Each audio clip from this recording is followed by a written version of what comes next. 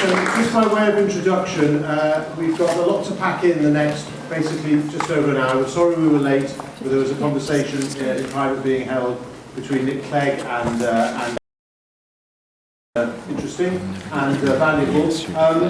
I'm just going to introduce the panel first, and then we'll hear from Hugh. On my right and your left is John Kampfner, the Chief Executive of Index on Censorship, and a very experienced journalist on a number of newspapers, who is a champion of free speech and indeed press freedom around the world, which Index focuses on. Then on my right, I had a couple of former constituents from Abingdon say to me they were so delighted that I'd managed to arrange for Hugh Laurie to come. So I'm sorry that they're disappointed. Perhaps you won't all be disappointed by the fact that we have Hugh Grant, who, as you know, has spoken publicly about his concerns about the way some aspects of the press work, and the absolute need for there to be a guarantee that action will be taken. On my left is Dan Sabbagh, who is the head of media and technology at The Guardian. Sorry, Alan Rusbridger couldn't make it. I'm not saying he's in court or with the Met, but there's quite a lot on at The Guardian at the moment. That Dan is one of the many experts from that newspaper. Don Foster, you of course know and love. Some fantastic jokes last night at the rally, I'm told, and some other jokes at the rally. And Don, vastly experienced, probably the most experienced politician across all parties on DCMS matters, and leads for us on these issues, and is responsible for drafting most of the motion that we're debating as an emergency tomorrow at 9:30, and I hope you'll come to that debate.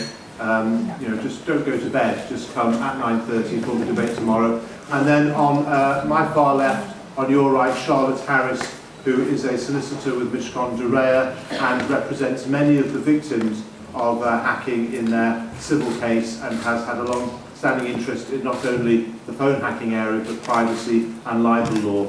This meeting is designed to cover both libel, privacy and phone hacking, and I'm coming to my last sentence. I would like you all to finish having your photographs done. Thank you very much. And it's with great pleasure that I invite Hugh Grant to speak for an amount of time he's religiously avoided telling me. It's going to be quite awkward to try and stop him, but I'm sure everything he says will be extremely relevant and valuable. Thank you, Hugh. Photographers, once he stood up for about a minute, please then depart. Thank you. Do I stand up? Yes, you stand up.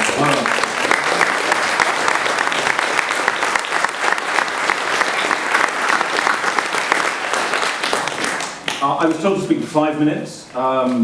Late last night I whittled it down to 21 minutes. So forgive me if I talk fast, and also forgive me if I strike the wrong tone. I've never been to a political conference before, part of the political conference, so I may get this wrong, but it's lovely to be here, and it's also very nice of you to have me. Thanks for the badge.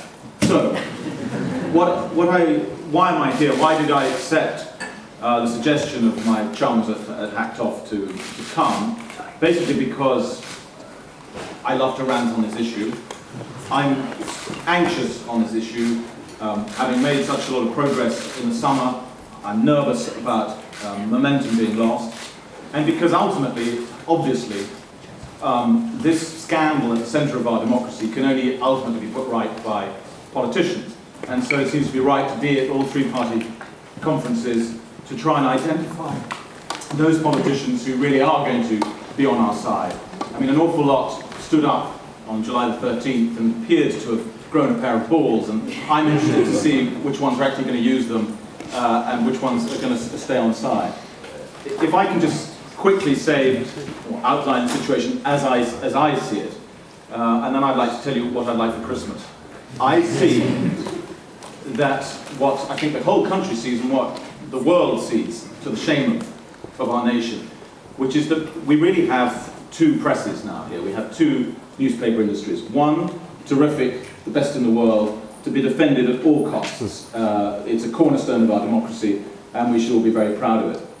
And then hiding, as though using a human shield within that industry, another newspaper industry that used to be concerned with journalism, but over the last 20 or 30 years really has a business model completely. And that business model is the appropriation of British citizens' privacy, one of their most fundamental human rights, as outlined in our Human Rights Act. They like to appropriate it, very often through criminal means, and not for journalistic purposes, not for in the public interest, but for commercial profit. And whereas you would have thought that in an advanced and civilized country like this, that scam would have been identified ages ago and legislated against, in fact, the exact reverse is applied for a very long time. They've enjoyed a kind of immunity from the law. They've managed to corrupt large sections of our police force through intimidation or through money or through whatever. They've effectively castrated our parliament for a long time through intimidation. And our 5 successive governments have not only turned a blind eye to their excesses, but have competed to be sycophantic to them, to laugh at their jokes, to welcome them in through the back door of number 10. And to me, to the country, I think to the world at large, it's a massive national disgrace. So we have Don, July was good, we now have the Leveson inquiry, the terms of reference are great. There's a police inquiry, even though they've gone a bit funny on us in the last 2 days. We've got all these other inquiries happening. But here's my dream, here's just a few things that I'd like to happen in the next few months. I'm keen for people to stop conflating these two industries. I'm keen for them to stop saying, oh, well, I don't know, if we legislate in any way or regulate the press, we're going to damage the good press. We can't throw out the baby with the bathwater. Well, to me and most sane people, it's very easy to distinguish baby and bathwater. It's not hard.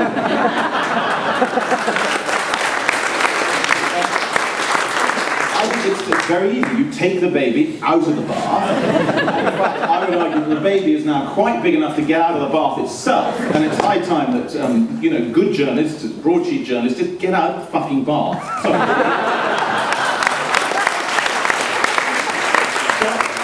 Stop pretending they're brothers to these people and run the bath out, run it out into the North Sea, because I don't think that water belongs on these islands. I've extended that metaphor way too long.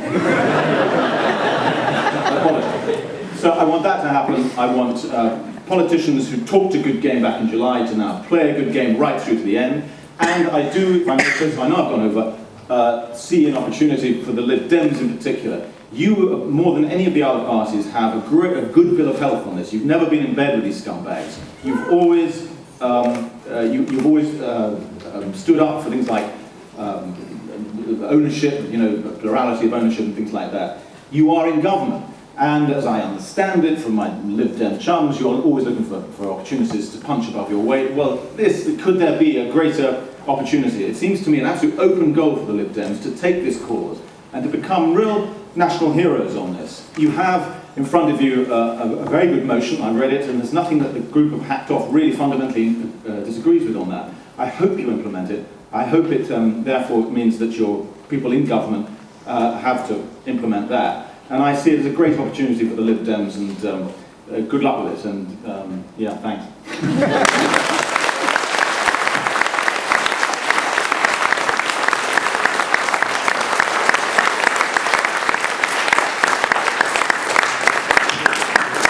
Thank you very much, Hugh. I think it ought to be said that there is no doubt, is there not, that if we pass a motion, it's implemented by Liberal Democrats in government.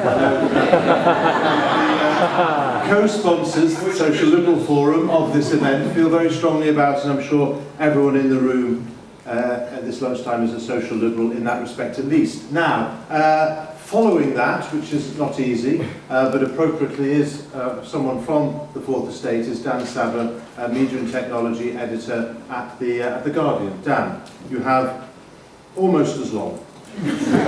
Sorry. I can't promise to be witty or as popular or interesting, but there we are. Guardian, and if that's a totally opaque job title, it means I'm the senior journalist responsible for our media coverage and therefore home-hacking issue.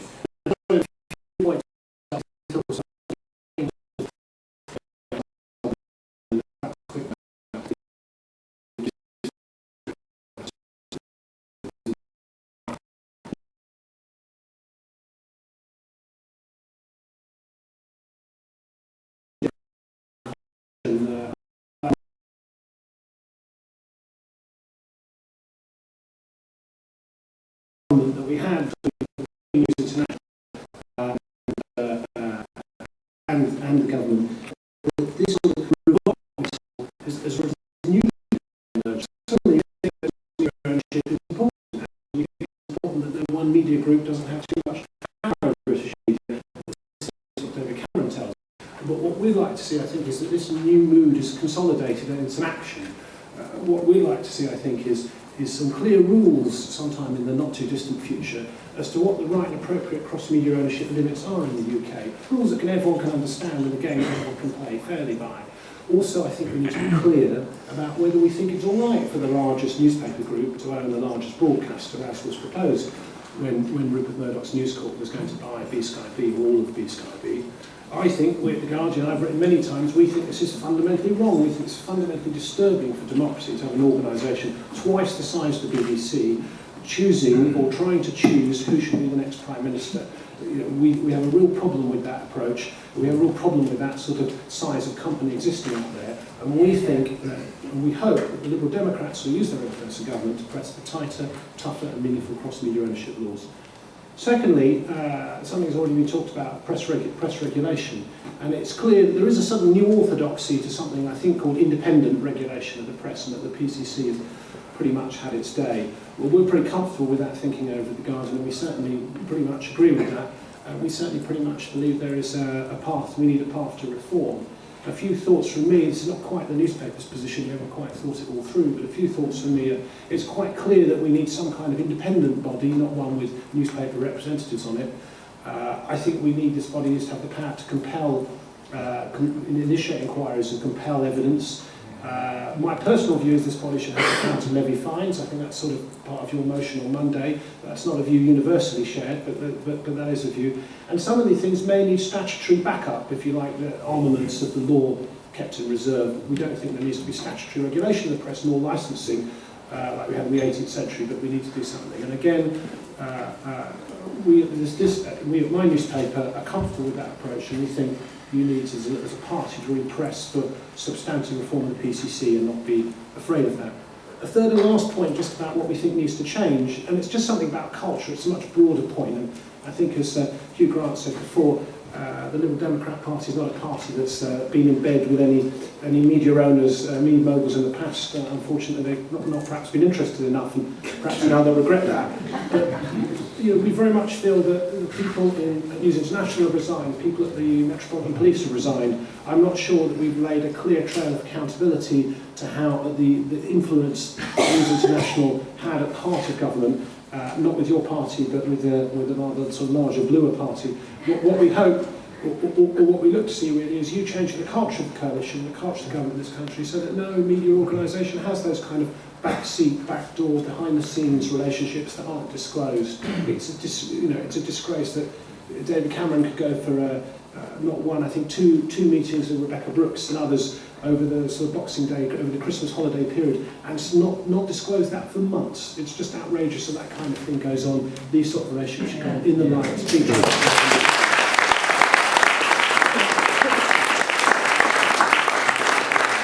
And then just lastly, there is, I think, as I touched on earlier, there is a sort of feeling there's a kind of new orthodoxy abroad. We need these tighter cross-media ownership limits. We need some press regulation, press reform. But lest we think that this is a battle won, it clearly isn't, and it's not because of what we've seen over the last few days from the Metropolitan Police, who are outrageously trying to use the Official Secrets Act to get the Guardian to produce journalistic source materials and information in the context of reporting a phone hacking case, and in particular in the context of the Millie Dowler story, the story that changed absolutely everything as regards media regulation in this country. They want our notes, and they want the notes from the reporter, one of the reporters involved at the heart of the Millie Dowler story, notes relating to that case, emails and correspondence internally with other reporters. Now, the Met are talking about this information was somehow gratuitously released against the public interest in some sort of way. I cannot think of a news story more in the public interest in the last few months than the Millie Dowler story. It is outrageous that the police using the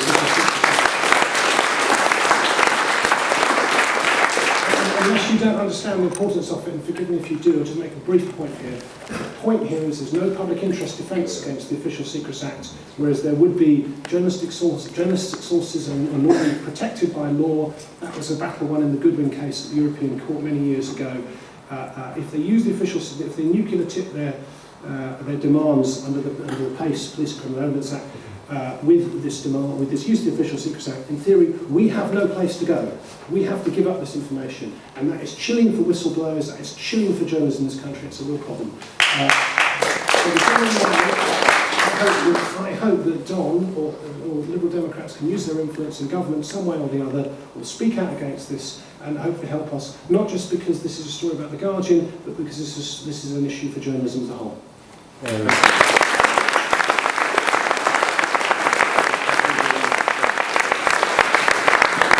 Thank you very much. I mean, it's unusual. A year ago, would we have heard senior journalists calling for there to be press regulation of some form, of any form, beyond what there is at the moment? I don't think we would have. Hacked Off campaign is running these fringe meetings at every party conference. Although this is a great meeting, I think one at the Conservative Party conference will be very interesting to hear.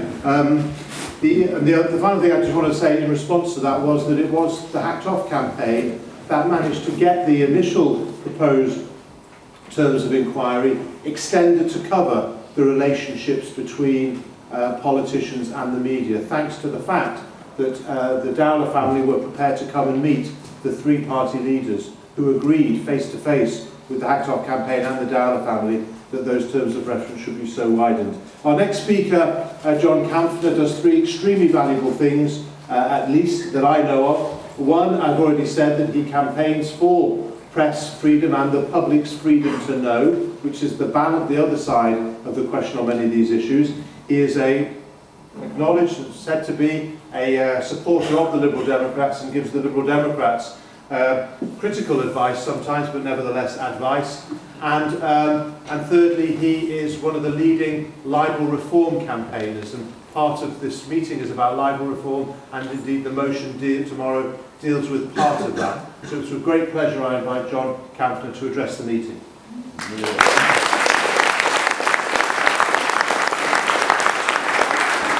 Thank you very much indeed, Evan, and thank you to Hugh and to Dan for two excellent first contributions. Just on the Official Secrets Act, when one of the last things I did when I was editor of The New Statesman was to defend myself and my magazine from an Official Secrets Act case brought against us by the Foreign Office.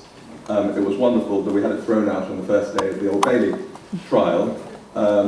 But it was designed to chill, and it was designed not so much to chill us, the journalists, it was designed to chill the whistleblowers. And I'm confident that The Guardian, with its fantastic legal representation, with its absolutely watertight case, will have this thrown out. But it's designed to stop people in the police and everywhere in public life from rumbling those miscreants in their own organisations from and their dodgy deeds. So the target of this isn't The Guardian, it is those police whistleblowers, and they will, to a greater or lesser extent, be silenced as a result of this, and it is deeply worrying. Before going into some of the detail addressed by Hugh and Dan and by Don and Charlotte in a minute, it's always worth, I think, in these situations, I do quite a lot of speeches on these issues, asking everyone here a simple question. If you look back on the big issues of the last, say, 10 or 20 years, whether it's weapons of mass destruction, whether it's the bankers and their greed and the collapse of our financial institutions, whether it's lobbying and political power, and now whether it's Hackgate, ask yourself this one question. Did journalists find out too much about what was going on, or too little? And more importantly, did the public, therefore, find out too much or too little? So when one talks about a media out of control, when Tony Blair famously denounced journalists as feral beasts, it's worth bearing in mind that simple question. Proper journalistic inquiry is extremely difficult in this country. First of all, the economics militate against it. A forensic investigative team can take months beavering away and then end up with nothing. Editors worry about the response of their bean counters They want instant returns. Then there are our libel laws. When Index with our partners began the libel reform campaign, in which Evan has been such a fantastic stalwart member of, in November 2009, very few people in power recognised the problem. Jack Straw sort of laughed it out of court. By the time of the general election, only a few months later, we had secured manifesto commitments from the three main parties, and in February, the coalition published its draft bill, which is now in a special committee of the Lords and the Commons, and when it is finally tabled next year, it will, we know, you know, Evan, it will contain some flaws, it will not be perfect, but as long as it isn't delayed, it will constitute a major improvement in the status quo. And that status quo is far more chilling than people here realise. We catalogue in the campaign many cases of doctors, of scientists and writers being sued and settling even where they have no reason to, simply out of fear of being ruined financially. And even when people go to court and win, they usually end up out of pocket. Then there is libel tourism, where oligarchs and sheikhs and others with wealth have used English courts to silence legitimate questions of authors, bloggers, activists, often from their own countries. So awful was this situation that the US Congress last year introduced the Speech Act, signed by Barack Obama, to protect Americans from English courts. These are people who are supposed to be our closest friends in war and peace, and they have legislation now defending themselves from our courts. This was described rightly by the Culture and Media Select Committee when it did its inquiry on libel, on privacy, and on journalistic standards last year as a national humiliation. Now onto Hackgate. The outrageous use, this is where we can all agree, of industrial hacking on just about anyone and everyone, whether on a fishing expedition just to see what they might unearth, or to stitch people up because they had the temerity to question public actions, is reprehensible. It's good that Leveson is looking into this and seeking to draw broader conclusions. We will work very closely with that. As for the Met, it's important to know that the institution that brought itself into disrepute with its lamentable behaviour throughout this affair remembers to distinguish between those who have done the hard work, people like The Guardian, and those who have done the dodgy dealings. Second, it's laughable that any editor could plead ignorance on a sensitive piece of investigation. The lines of accountability must be transparent and clear.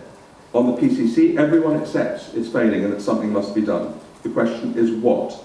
In my view, self-regulation, independently done, must be seen to work. Statutory is, for me, not an issue. And then we have privacy. We need to discuss and to agree what exactly constitutes a public interest defence. Hypocrisy is the easy part. There are many others besides. Do we really want to go down the French route, where it is extremely difficult to find out the financial dealings of politicians because they are cited under privacy? Finally, what about the methods? And this is a really difficult part for people to get their heads around. All the things that are underhand, impersonation, secret filming, secret recording, even listening to phones, we would all like to think they are wrong. Again, the question lies in the context. If you are looking at someone selling arms, people trafficking, siphoning money out of banks or businesses, are we simply saying ban all these methods, as is the case in the United States? If you do, you get rid of investigative journalism, you remove important checks and balances. Again, it comes down to the public interest. Everyone agrees that something must be done. Illegality must be dealt with and people must go to prison if found guilty. But I hope I have given some pause for thought of how we address this. We must improve matters, but we will never get a press that is perfect. It does not exist. It is the first draft. It is rough and ready, it gets things wrong. In this world that is not ideal, I would rather that we have a press that gets things wrong, that oversteps the mark, than one that is excessively pliant. And we deal with abuses of the press every day of the week, from Russia to China, from the new press laws in Hungary, Italy, France and elsewhere. As the old saying goes, we should be careful what we wish for. Thank you.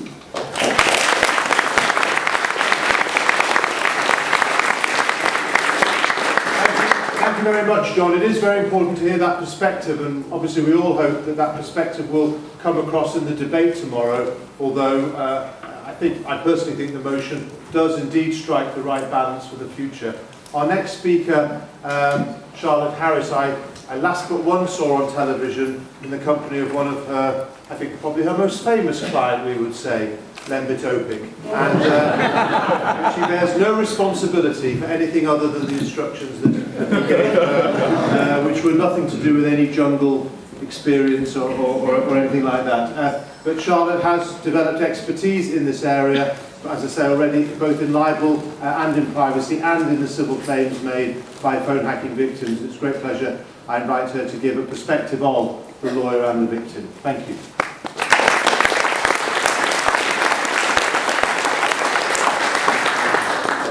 I don't know if you can hear me. I'm going to Just swap places with Don. yeah, I'm just going to trip over this way. No. I quite like the idea of you holding it, actually. Politicians and solicitors in bed. Charlotte Harris. Reintroduce. Yeah, I think you might have defamed Lembit, but I don't think that matters. I don't think you can. Sue. It's interesting actually, Evan talking about Lembit, and I wasn't going to talk about this. We've only got a few minutes really, but perspective of lawyer and client. With all of this new era, and we're in battles are being won, but we don't quite know how it's all going to work out. We've had Tapgate, so we know about most tremendously awful things have happened. We've had a massive public row this year where parliamentarians have stood up and judges have opposed what they've said, and we've found out all sorts of people's names that we're not meant to hear about via Twitter. Massive public debate, a very exceptional time to find yourself a media lawyer working in it. Now, lawyer and client, my clients have changed and their perspectives have changed. Looking after a wider range of people. Now, because of Hackgate, rather than just having celebrities or politicians or very wealthy people come to you and say, I need your help, suddenly into the law firms, mainly on CFA agreements, allowing access, come ordinary people who have been affected by phone hacking, people who would never have found themselves in a position where they'd be going to a law firm and saying, I didn't even know this had happened, something weird was happening on my phone, I worked for somebody who was famous, I knew somebody who was famous, I don't know why my name's on this piece of paper, and suddenly they're there, and it turns out that there's a very spooky bit of evidence obtained 5 years ago by the police, who are now doing this incredible thing, which I'll come to. And it's very humbling, to use probably a popular word in this whole debate, very humbling to find myself listening to real people affected by the same newspapers that they opened and loved reading. There was a certain amount of trust built up between, or apparent trust, between the reader of the newspaper and the general public. The tabloids like to say, you know, we are the voice for the ordinary person. We don't like this sort of immorality, we don't like infidelity, and we're going to expose it because the public have a right to know. And yet that same voice betrayed its public, and now it's been exposed, and we're in a new era. And so I'm not sure how it's going to turn out, but I hope that there's some agreement between how the general public see the media and how the media, good media, want to be. And even from the conversations that I have on a daily basis with the newspapers and their legal people, I think that, and I hope I'm not being too optimistic, that they want that too. I think everybody wants this horrible time to be over and to move on. Just a very quick word about this official secrecy act that's been thrown onto the Guardian. Whistleblowing, one whistleblower leads to another whistleblower. It's essential that sources are able to speak to journalists. One of the first whistleblowers in Hackgate was my friend Sean Hall, who died a few weeks ago. And it was Sean Hall who was the first person to stand up and say on the radio that he believed and remembered that Andy Coulson was involved in this. He said that publicly. And at the time, the response was, well, here's somebody who had a drink problem, a drug problem. He can't be taken seriously. very, very brave of him to stand up so early. It takes voices standing up and saying something and speaking out, and sources being able to speak to journalists in order to expose things. Otherwise, you're just in a position where you're protecting the tyrant, and we can't be in that position. And I think that's enough from me. Quite enough. Thank you very much.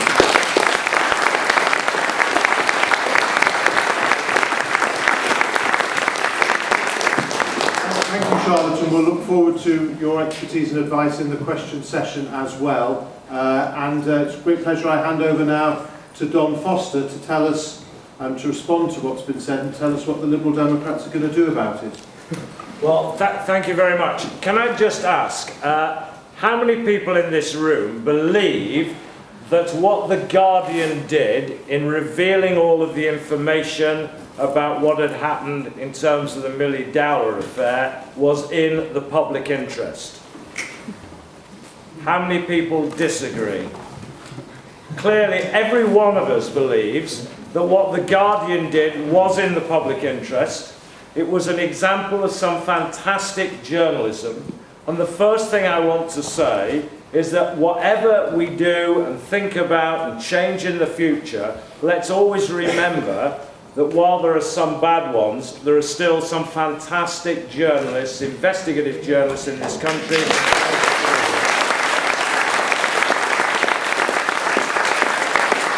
Therefore, nothing that Liberal Democrats should be thinking of doing should in any way undermine the ability of investigative journalists to get on with their job.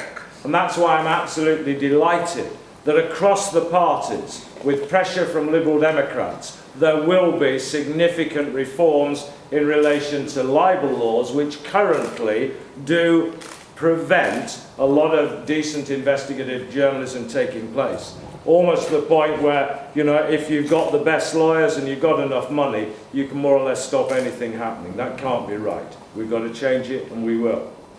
But we also know that if it was in the public interest of The Guardian to do what they did, it's extremely bizarre. It's almost unheard of for the Metropolitan Police to have used the Official Secrets Act as the basis for seeking to get hold of the information that they want. Bizarre because what it does is it means that what you and I have just demonstrated by our vote, that the issue of public interest will not be able to be judged. And that's why it is absolutely vital that we find out, first of all, who actually signed off agreement to use the Official Secret Act.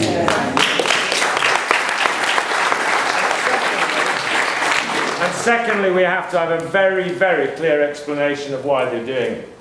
But the other thing we need to remember is a final decision is made by the Attorney General as to whether to allow it to happen. And the one good bit of news is that in making his decision, the Attorney General can use public interest as one of the criteria that he considers. And I hope he will very seriously indeed. Tomorrow we're going to put a very brief debate, putting forward a motion about the direction of travel for Liberal Democrats. Please come along, please support it. Please make sure we have clear policy on this issue. That policy is very clear. It says that if you go right back to 1980, when the then Tory government waved through the purchase by Murdoch of the Times and Sunday Times, no political party in power has sorted out the issue of the ownership of our media and ensuring clear plurality of voices in our media. Our motion says that has got to be sorted, and we will sort it. We also know that for far too long we have never had a proper test of who should be allowed to own our media. And at the moment it's called a fit and proper persons test. It's weak, it needs to be strengthened, but it needs to go further. It needs to go to the organisations owning our media, not just the individuals who comprise it, because it's very easy to just get rid of odd board members and then carry on. So we need to look at the issue of cross-media ownership, plurality. We need to look at who owns the media. And thirdly, we have to look at the issue of regulation of the media. We can't carry on with a failed Press Complaints Commission that enabled Richard Desmond and his newspapers to simply say, we don't like being regulated by you, so they walk away. So there is no scrutiny of them at all. That was disgraceful, but it showed how weak and pathetic the Press Complaints Commission currently is. We said that at our conference last year. Our motion strengthens it and says how we move forward in that with independent regulation, not regulation imposed by the state. Independent regulation, independence of the media and independence of government. That's what we need to have, and the motion sets out the details of how we can move forward. And of course it says that we're going to move forward on the issue of libel. I hope each and every one of you will please come and support that motion. It's a very brief debate. It's at 9:30 in the morning. I know it's a drag to get up. It's really, really, really important that we get there. Can I end by saying thank you very much to the host of this event for making it happen, and in particular a huge thank to Hugh Grant for being with us today.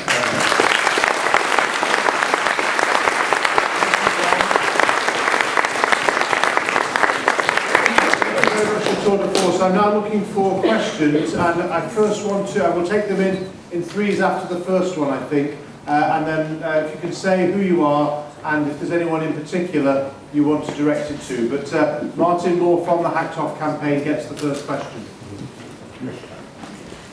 Thank you very much, Evan. Martin Moore. The first report from the Leveson inquiry is not coming out until, we understand, next September, October. That's another year away. Are you concerned that the momentum around reform and change is going to disappear? And are you worried that, Dan Sabbagh's phrase, we're going to return to sort of dinner party government before any substantive change happens? Hugh, I think we've been thinking about this, and that is a concern. Hugh.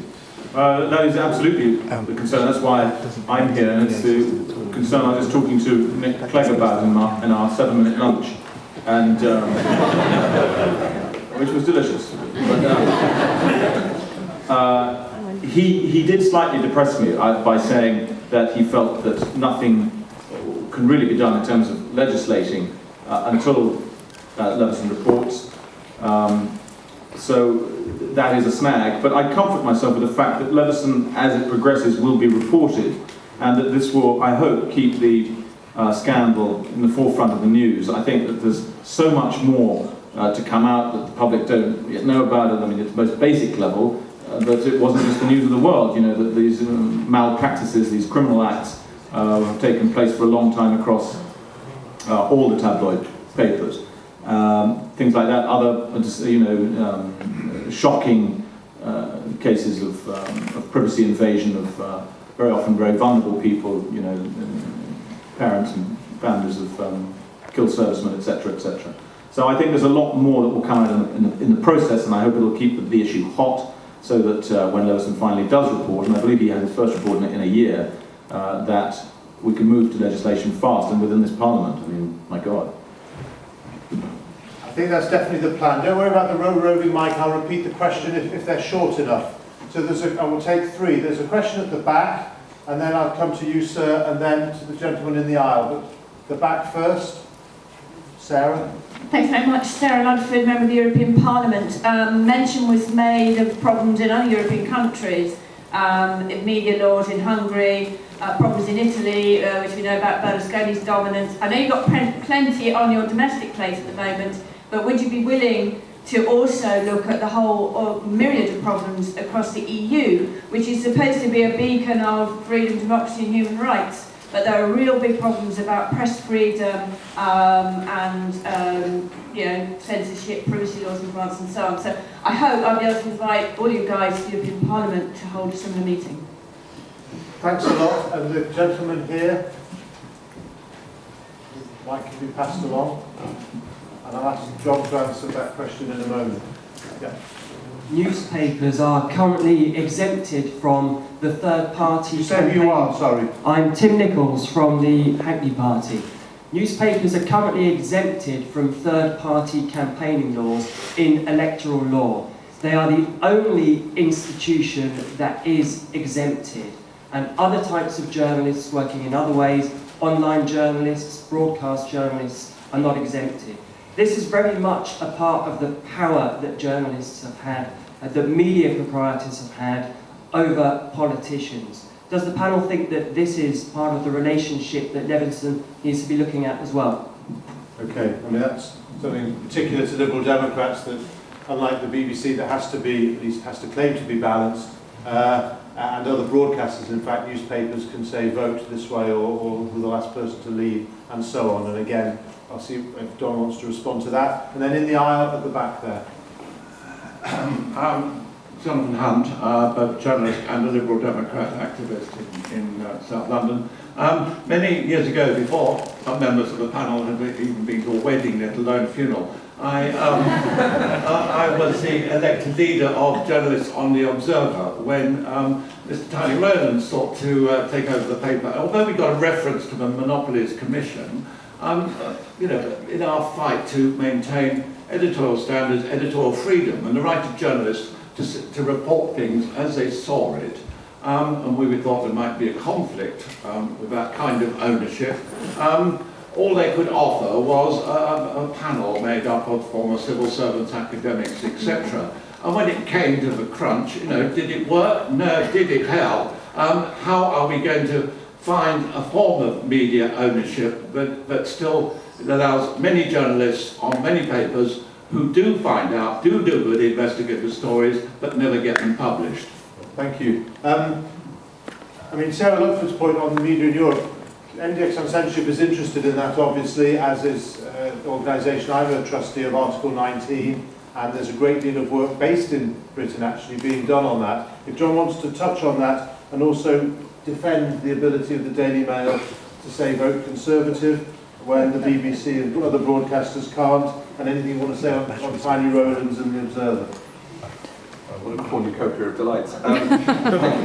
Just Sarah's point, absolutely. We're working quite a lot with the Council of Europe. You know, Britain's taking, as you know, better than anyone, taking over the presidency of it. Maybe afterwards we can have a quick 5 minutes. We're reading a lot. Those countries you mentioned.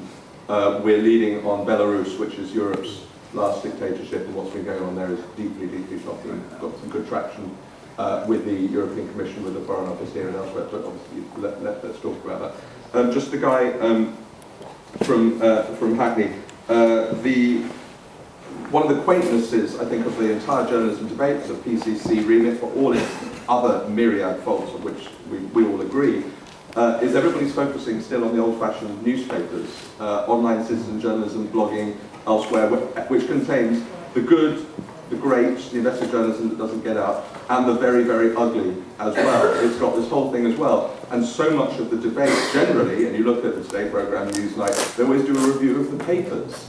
And, you know, how many people are actually reading papers now again. So that's part of the debate that maybe throw open to others, that the focus on newspapers is a little bit narrow. As to newspapers endorsing political parties, I mean, BBC, Channel 4, ITN, Sky have public service obligations, and it was ever thus, and newspapers should be free to endorse and to propagate whatever lines they wish to do. Thank you, Don. Hang on, hang on, we've got more people on that question. I think Don understood the question. I'd like to hear it, because I understood it to be as John's. Tim? It's not just about the newspapers being able to say support a particular party. I'm not suggesting that should be stopped. I'm suggesting that there should be third-party campaigning rules for when they do that. Okay, so they should be... Parity with online journalism as well. I'm not suggesting that you stop them doing that. Right.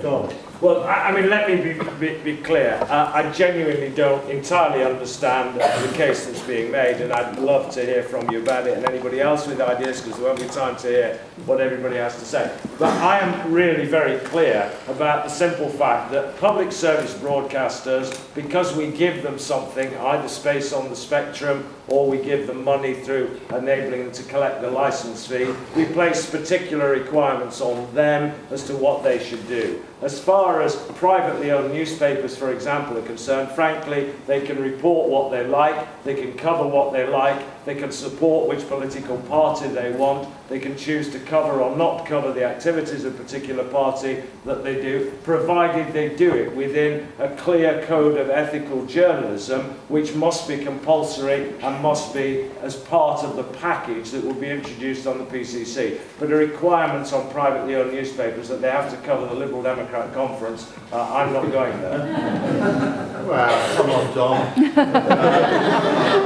On news value alone, should we go to the other side of the room? There's 3 hands up there, close to each other, starting with the person who's got the mic, and then the row behind, and then the row behind that. Thank you. I'm Abigail Locke from the Sutton Party. Was Rupert Murdoch's performance at the Select Committee a PR performance, or was it genuine? And the second part of that, was the Select Committee too easy on him? Thank you, that's very clear. Person behind. Thank you. I'm Hazel Dakers from Hounslow. In the constituency where I live, we have Sky Television. Just down the road from there, we have GlaxoSmithKline, one of the largest companies in the country. Curiously, James Murdoch is on its board. I'm concerned to know how far the Murdoch tentacles spread across our country in terms of other institutions as well, and whether their malignant influence is damaging us in other ways also. Okay, and then 2 rows behind. Jamie Scott, Cambridge. The panelists said they find it disturbing that Rupert Murdoch could have ownership of the Sky B. The bottom line is, Sky News is a loss-making organisation that wouldn't exist without Murdoch money, and without Sky News, you wouldn't have a credible alternative to the BBC News dominating the rolling news agenda in the UK. So if the panel is concerned about media plurality, can they explain why they think Murdoch propping up a failing news organisation that's an alternative to the BBC is a bad thing, and why they are more concerned about the domination of the BBC in the rolling news market? Thanks. Okay, thank you very much. I'm going to ask you to reply to the question about the Select Committee, because I think, like many of us, he was glued to the screens watching the excellent Adrian Sanders, Liberal Democrat on that committee, do his work. Hugh. I agree with you. I thought, speaking as a bad actor myself, I thought that the performance was dodgy. And, I'm told, many of my sources tell me he was a hell of a lot sharper than that a week before, people who'd met him. I didn't buy the long pauses. I also think that I'm afraid, much as I adore some of the people on that committee, like Tom Watson, having just watched the Home Affairs Committee do incredibly well with those coppers and be sharp and tough and admirable, I was shocked at how unsharp and how slightly starstruck the Select Committee on Home Affairs, no, the Culture, Media and Sport, seemed, and I would bitterly regret the cream pie incident, because it absolutely played into his hands, and but I still don't know why they had to congratulate him so much afterwards for being so brave, or why my hero Tom Watson had to say your wife has a great right hook. I mean, for God's sake, this was the one chance we've ever had to get the guy in the dock, and suddenly everyone was slightly up his arse.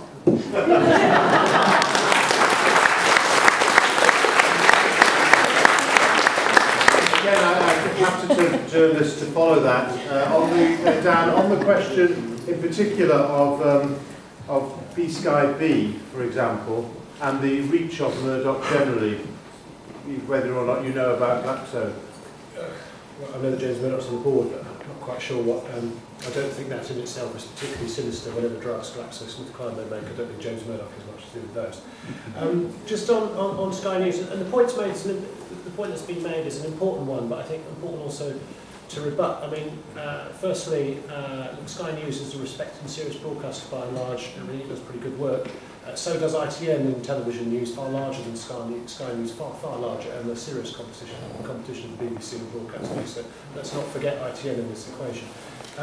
Secondly, yes, Sky News is sort of run at a loss, as indeed is the Times. And it's often said Murdoch is a great investor in news and news journalism, and I used to work at the Times, and I don't necessarily disagree with that. But I would also say, if you look at the Times, one of the fundamental reasons why top-end media like my newspaper are in such sort of financial straits at the moment is I think you have to go back to the price-cutting wars of the early to mid-1990s, where the Times at one point was priced as low as 10 pence. Predatory pricing, in my view, although that was dismissed by regulators at the time. And the result of those actions mean that the revenues, basically the cover price of newspapers still at £1, or dare I say it, The Guardian, £1.20 from Monday, and very good value too. And £1 or £1.20, they are too cheap, and they've been too cheap for years, and so we've been storing up trouble for ourselves. So when the Times runs at these fantastic losses, far greater than the Guardian's losses, I can let you know, is it because Rupert Murdoch is a generous investor in journalism, or is he trying to sort of make life very hard for his competitors by over-investing? And I think that's a question we need to ask. I think on plurality, the key issue with the sort of problem with Sky News is not that one wants Sky News to be closed, one doesn't want Sky News to be owned by the same newspaper group, or the same person that owns the Times, the Sun. These are massive newspapers, and this is a substantial broadcaster. More to the point, plurality is not just about news. In our view, very strongly, you cannot reduce plurality to choice in news. Let me give you a quick, for example. Sky controls lots and lots of sports rights. We're not the only newspaper group to be frankly terrified about this, but the Mail and the Telegraph in particular. What happens if you say Sky sports rights, those wonderful bits of video, and you start to merge them with the text or newspaper offerings of the Times or the Sun? We think that creates a potent combination, and one that we think is quite terrifying, or at least very powerful, one that could really be have a sort of squeeze out rivals in a serious way. So we think that's we think that's very important too. So for all these reasons, and not because we don't like Sky News, because we do, for all these reasons, we thought it was unhelpful or problematic for our democracy if one person was ultimately controlled both Sky and News Corporation. Thank you. Charlotte, did you want to add anything to that? And then pass that to Don. Just to the earlier point about Murdoch's about his performance in the Select Committee, just to say that not just on performance but on content, it's quite amazing and worrying that the answers to so many of the questions were so totally and utterly implausible, and you shouldn't have to keep asking people to come back regardless of what one thinks of the questioning. Just simply not good enough in terms of answer. Okay, before John, do you want to say something? I just want to say something slightly broader about parliamentary select committees. By and large, they are weak. If you looked at the Foreign Affairs Select Committee and all its stuff on Iraq, it was terrible, it was pathetic, it was weak.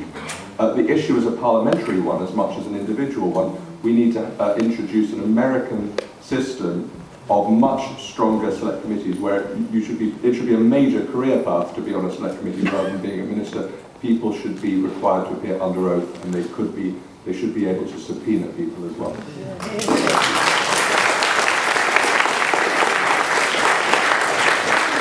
And I think this may be the final word, actually. I hope it's not the final word, because I want to pose a problem, a question to everybody. Because when we look at the issue of ownership, we all are very clear that we want a plurality of voices to be reflected in the ownership of our media right across the board. So we're all clear about that. Where we have a problem is that we've tended, whenever we've even bothered to look at it in terms of news and current affairs, thinking that that's what is the important thing. The truth is, as Dan has already said, you can have a media organisation that buys up, for example, sports rights, or buys up film rights, that can then get the financial circumstances where you begin to destroy, not just through predatory pricing, but by other means, other outlets of entertainment and so on. So that's another issue we have to take into account. But I'd suggest there is a third issue that we need to recognise as well. That it's not just through news and current affairs that you can influence the people of this country. Those of you who are old enough will remember Cathy Come Home. It wasn't news or current affairs, it was drama. Yet it changed the whole nation's thinking about housing policy in this country. You've only got to look at Spitting Image and what that did to our other then coalition partners with David Steele and David Owen and Kangaroos and Pockets, and then bring it up to date. Have I got news for you? An entertainment programme, but it influences our thinking. So let's not just worry about Rupert Murdoch owning Sky News, but let's also be concerned about ownership of other forms of entertainment which also influence as well. That's why getting plurality right is going to be difficult. We've got to work hard at it, but it's vital that we do it. Thank you.